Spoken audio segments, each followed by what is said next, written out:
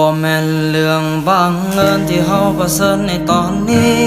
เรื่องเก่าที่ผ่านมามันคงจบลงไปด้วยดีทุกสิ่งทุกอย่างมันมีราคาสิ่งที่ได้มามันบ่ฟรีโตอายมันบ่มีค่าไม่การเวลาจะหลายปีเป็นหยังในตอนแรกเจ้าคือบ่บอกว่าแม่บ่มักเฮ็ดอ้ายคนนี้ลงหักเจ้าแห้งจนจมปากมันเจ็บใจแห้งมันเจ็บเกินทนเจ็บปากคักแต่ในตอนนี้เจ้าจากไปแล้วไอ้ก็คงต้องอกหักมื้อนี้เป็นวันอาทิตย์มื้ออื่นก็คงเป็นวันจันทร์คิดฮอดเสมอคิดฮอดเสมอในตอนที่เฮายังมีกันคิดฮอดอีหลีจนลงละเมอไปเจออยู่ในฝันเคยได้จับมือและเดินควงแขนกับเจ้าในวันนั้นถึงแม้นมื้อนี้โตของนางจะจากลา